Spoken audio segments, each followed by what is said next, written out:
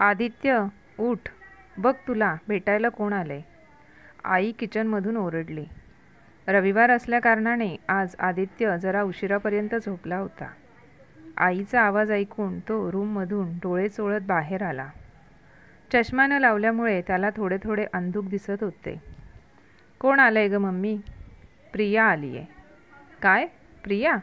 हे नाव ऐकून मला आनंद तर झालाच, पण त्याचबरोबर आश्चर्यसुद्धा वाटले. प्रियावर बालपणापासूनच माझं प्रेम होतं. प्रियाच्या वडिलांचे ती लहान असतानाच निधन झाले होते. ती तिच्या आईसोबत तिच्या मामाच्या घरी राहायला आली त्यावेळी ती 15 वर्षांची होती. मी पहिल्यांदा तिला पाहिले तेव्हाच मी तिच्या प्रेमात पडलो. ती त्यावेळेपासूनच माझं पहिलं प्रेम आहे, जेव्हा मला प्रेम म्हणजे काय असते हे माहीतही नव्हते. तिच्या मामाने तिचे माझ्या शाळेत ॲडमिशन इयत्ता 9वी माझ्याच वर्गात केले होते. तिचे मामा आमच्या बाजूच्या बिल्डिंगमध्ये राहत होते. माझ्या बेडरूमच्या खिडकीमधून त्यांचे किचन दिसायचे. प्रिया ज्यावेळी तिच्या मामाच्या घरी राहायला आली त्यावेळी ती गुमसुम असायची, कोणाशी जास्त बोलत नसायची. पण नंतर हळूहळू ती आमच्यामध्ये रमली होती. प्रिया अभ्यासात हुशार होती. तसेच इतर कला स्पर्धांमध्ये सुद्धा ती भाग घ्यायची आणि नंबर काढायची. आमच्या सोसायटीत होणाऱ्या कार्यक्रमातही ती खूप ॲक्टिव्ह असायची. मी जसजसं वयात येत होतो तसतसे मला तिच्याबद्दल आकर्षण वाटत होते. प्रियाचेही आमच्या घरी येणे जाणे होते. अशीच 10 वर्षे निघून गेली होती. आता आम्ही दोघेही खूप चांगले मित्र बनलो होतो. प्रिया माझ्याशी अनेक गोष्टी शेअर करायची, पण मी अजूनही तिला माझ्या प्रेमाची कबुली दिली नव्हती. प्रियाला लहानपणापासूनच ॲक्टिंगची आवड होती आणि तिचे मुंबईत जाऊन अभिनेत्री बनायचे स्वप्न होते. त्यामुळे तिचे स्वप्न पूर्ण करण्यासाठी मी तिला पैशांची मदत केली. तिने तिच्या घरच्यांची समजूत घातली आणि मी तिला मुंबईला नेऊन सोडले. मुंबईत तिचा राहण्याचा बंदोबस्त केला. प्रियाने तिचे स्वप्न पूर्ण करावे अशी माझीसुद्धा इच्छा होती. त्यामुळे मीही तिला हवी ती मदत करत होतो. पण मुंबईत अभिनेत्री होणे इतके सोपे नव्हते. प्रिया 3 वर्षांपासून मुंबईत होती, पण अजूनही स्ट्रगलिंग ॲक्टर म्हणूनच काम करत होती. ती छोटे मोठे ऑडिशन्स देत होती. त्याचवेळी एका ऑडिशनच्या दरम्यान तिची भेट आयुषबरोबर झाली. आयुष दिसायला हँडसम होता. त्या भेटीदरम्यान त्या दोघांनीही एकमेकांचे नंबर एक्सचेंज केले होते. हळूहळू त्यांच्यात बोलणंही सुरू झाले होते. ऑडिशनच्या दरम्यान त्यांच्या गाठीभेटी होत गेल्या. कधीकधी ते दोघेही एकत्र ऑडिशनला जात असत. हळूहळू त्यांच्यात मैत्रीचे प्रेमात रूपांतरण झाले होते. त्या दोघांचे प्रेमसंबंध जुळले होते. प्रियाने ज्यावेळी मला त्या दोघांच्या प्रेमाबद्दल सांगितले त्यावेळी मला खूप दुःख वाटले होते. काही दिवस तर मी डिप्रेशनमध्येच होतो.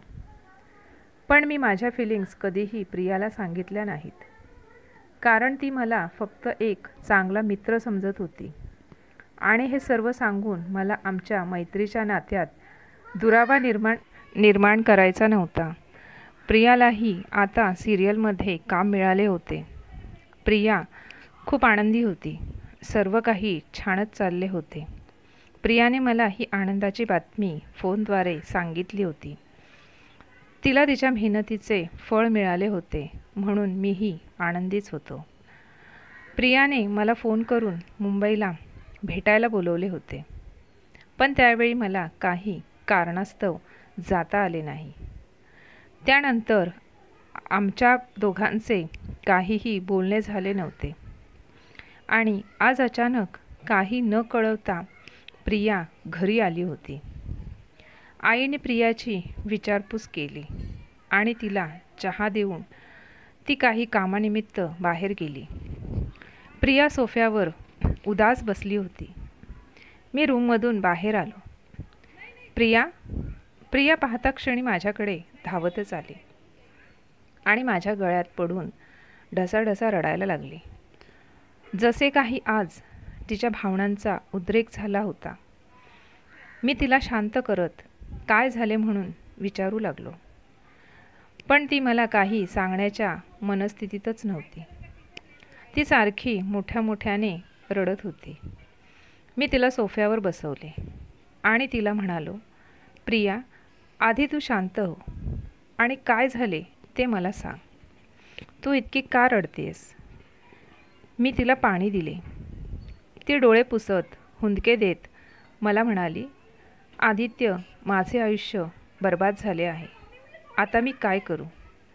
मी पुन्हा तिला विचारले, काय झाले आहे मला नीट सांग. आदित्य, आयुष मला सोडून निघून गेला. मला तिचे बोलणे काही कळत नव्हते. मी तिला विचारले, काय झाले? कुठे गेलाय तो? त्याला फोन कर ना. नाही आदित्य, आयुष आता पुन्हा कधीही भेटणार नाही. तो मला कायमचा सोडून देवाघरी गेलाय. तिचे हे बोलणे ऐकून मला धक्काच बसला. काय बोलतेस? कसे काय झाले हे सर्व? तिने मला रडत रडत सर्व कहाणी सांगितली. प्रियाने सेलिब्रेशन म्हणून एक छोटीशी पार्टी ठेवली होती. सर्व मित्रमैत्रिणी पार्टीला जमले होते. पार्टी एन्जॉय करून सर्वजण आपापल्या घरी गेले.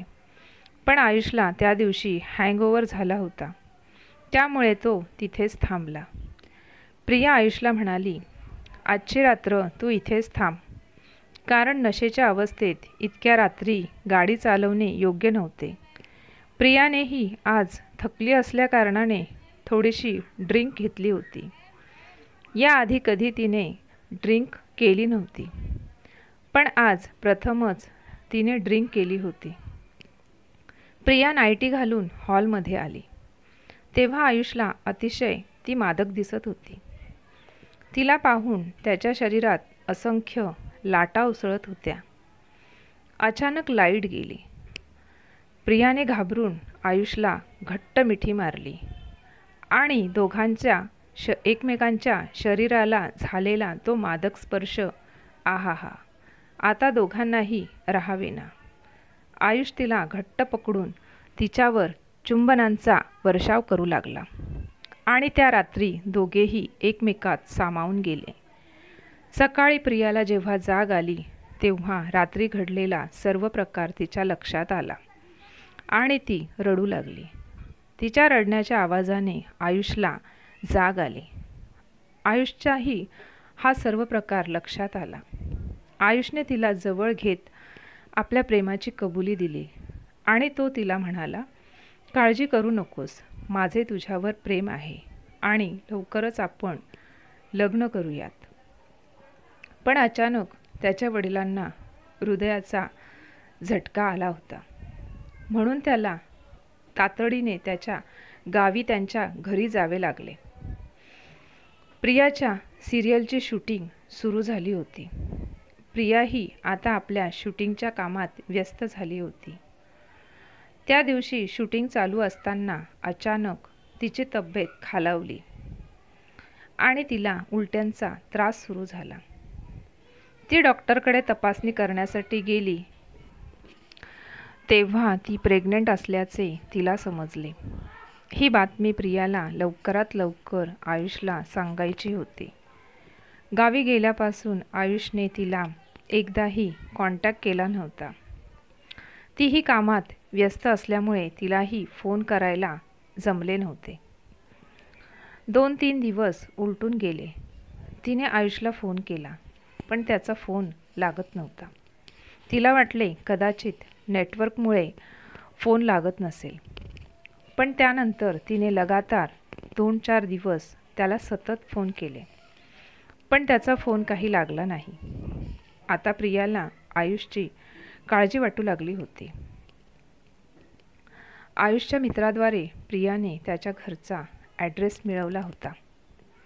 प्रिया आयुषला भेटण्यासाठी त्याच्या घरी गेली, पण तिथे गेल्यावर तिचा एका वेगळ्याच परिस्थितीशी सामना झाला आणि ते सर्व पाहून प्रियाला जबरदस्त धक्का बसला.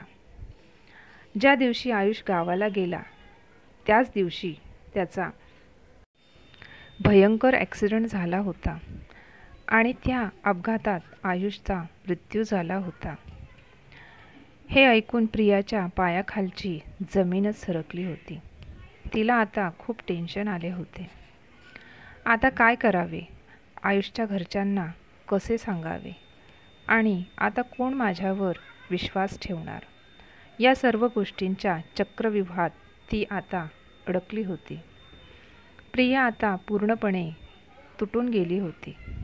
तिला आता एका आधाराची गरज होती आणि कदाचित तोच आधार शोधण्यासाठी ती माझ्याकडे आली असावी. तिने मला त्या रात्रीची कहाणी सांगितली आणि मी आयुषच्या बाळाची आई होणार आहे, मी प्रेग्नंट आहे, मी घरच्यांना कसे सांगू आणि आता माझ्यावर कोण विश्वास ठेवणार आहे. विषय माझ्या चारित्र्याचा आहे. माझे आयुष्य पूर्णपणे आता बर्बाद झाले आहे. मला जीव देण्याशिवाय दुसरा कोणताही पर्याय उरला नाही, असे बोलत ती मोठमोठ्याने रडत होती. वेडी आहेस का तू, मी चिडून रागात तिला बोललो. असा विचारही तू मनात का आणतेस? तू आपले जीवन संपवून स्वतःचे नाही तर त्या निष्पाप बाळाचा सुद्धा जीव घेतेस. यात त्या निष्पाप जीवाचा काय दोष आहे? तू एक प्रकारे त्याची हत्याच करत आहेस. मग मी काय करू आयुष, तूच मला सांग. लग्न कर. त्यावर प्रिया म्हणाली, कोण करणार माझ्याशी लग्न? आदित्य, काय बोलतोयस तू? तुला कळतंय का काही? आदित्य म्हणाला, हो, मी योग्यच बोलतो आहे. लग्न कर माझ्याशी. मी त्या बाळाला समाजात नाव देईल. नाही आदित्य, हे योग्य नाही. माझ्यासाठी तू तुझे आयुष्य वाया घालवू नकोस. त्यावेळी मी तिला माझ्या प्रेमाची कबुली दिली आणि माझ्या मनातील तिच्याबद्दल असलेल्या सर्व फिलिंग्स तिला सांगितल्या. मी तुझ्यावर लहानपणापासूनच प्रेम करतो आहे, पण माझे हे प्रेम एकतर्फी असल्याकारणाने मी तुला ते कधी सांगितले नाही. मी असे वागून तुझ्यावर काही उपकार करत नाही. खरंच माझे तुझ्यावर मनापासून प्रेम आहे. पण पण काय, तुझ्या घरचे त्यांना हे मान्य असेल का? नाही मान्य करणार ते, पण आपण त्यांना हे सर्व गोष्टी सांगायच्याच नाही ना. मी तुला वचन देतो, ही गोष्ट फक्त आपल्या दोघातच राहील. बघ, विचार कर, मी तुझ्याशी लग्न करायला तयार आहे. प्रिया त्याला थँक्स म्हणत पुन्हा त्याच्या गळ्यात पडून रडायला लागली. नंतर दोघांच्याही घरच्यांच्या संमतीने त्यांचे थाटामाटात लग्न पार पडले. प्रिया आता माझी बायको आहे आणि तिचे मुलंही आता माझे आहे. आता मला फक्त प्रियाला आनंदी ठेवायचे आहे.